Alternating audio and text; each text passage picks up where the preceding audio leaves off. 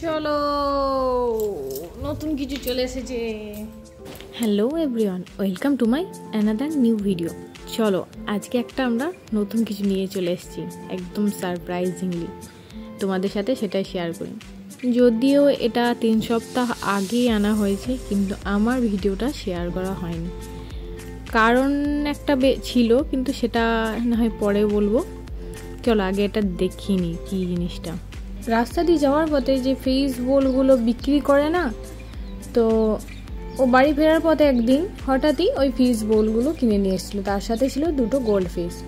ওর এমনিতে কোনো পেট বা কোনো ফিশ এসব কিছু রাখতে ঘরে বেশ পছন্দ করে, সেটা আমি একটু হলেও বুঝি, বা বাড়িতে গাছ লাগানো এসবের শখ ওর আছে, কিন্তু ও যে এতটা ভালোবাসে সেটা আমার জানা ছিল না।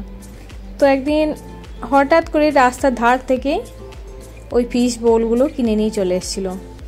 বাড়িতে ফিশ বোল নিয়ে এলে আরও কী কী সব লাগে সেগুলো কিছু না জেনেই ও নিয়ে চলে এসেছিলো।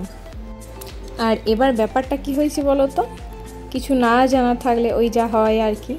তো আমাদের ভুলের কারণেই অনেকগুলো মাছ মারা গেছিলো একটা একটা করে, আমরা কিছুই বুঝতে পারছিলাম না। তারপর ইউটিউব থেকে দেখার পর জানতে পারলাম, তো ফিশগুলো ওই বোলগুলোতে একের অধিক তুমি বলো 2টো কি 3টে এরকম মাছ রাখলেই একটা ওখানে এয়ার পাম্প রাখতে হয়, আর ঠান্ডার সময় একটা হিটারও দিতে হয়। যাই হোক, পরে সেটা জানার পর সেগুলো আমরা এনে দেখেও ছিলাম। এবার ব্যাপারটা কি হয়েছে, এত কিছু ওই বোলটার মধ্যে রেখে সেটা কেমন লাগে বলো, তোমরাই ভেবে বলো। যাই হোক, ভালো লাগছিল না একবারই। ভেবেছিলাম যে পরে একটা বড় নেব অ্যাকোরিয়াম, যে এরকম হুটুম করে নিয়ে নেবো সেটা ঠিক ছিল না। যাই হোক, সেদিন সন্ধ্যাবেলায় গেলাম, দিন ছিল শুক্রবার। তো গিয়ে ও তো এর থেকে একটা ছোট সাইজেই অ্যাকোরিয়াম দেখছিল, আমি বললাম এই বড়টাই নিতে।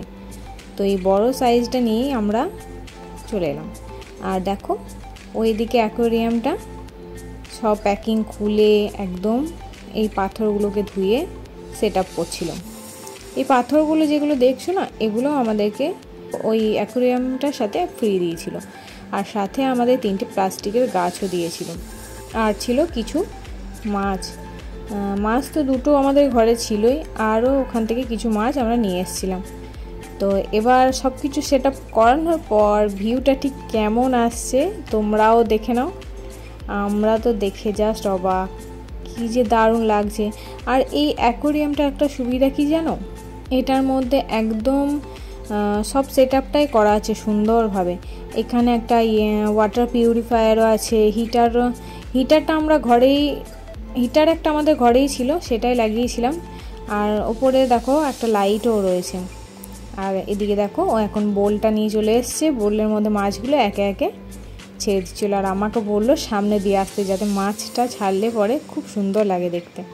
তো দেখো একে একে ছেড়ে দিচ্ছে, আর এই লাইটটা জ্বালানোর পর ঠিক কতটা সুন্দর লাগছে। আমার সাথে না হয় তোমরাও দেখো, আর অবশ্যই আমাকে কমেন্টে জানিও কিন্তু কেমন লাগলো এই ফিশ অ্যাকোরিয়ামটা। ভালো লেগে থাকলে লাইক না করে চলে যেও না কিন্তু, প্লিজ একটা লাইক করে দিও, আর লাইক করে দিয়ে আমার পাশে থেকো না হয়। 3 সপ্তাহ পর অ্যাকোরিয়ামটার অবস্থা এখন কেমন আছে সেটাও ভিডিও একদিন শেয়ার করব। আর অ্যাকোরিয়ামটা কেনার পর আমাদের একটা স্ট্যাচু কেনারও ইচ্ছা ছিল, আরও কিছু মাছ কেনারও ইচ্ছা ছিল, কিন্তু সেটা সেই মুহূর্তে হয়নি। যাই হোক, সেটা একটা বিশেষ কারণ ছিল। এখন এই মাছগুলো কেমন লাগছে, পুরো অ্যাকোরিয়ামটা কেমন লাগছে সেটা জানাও।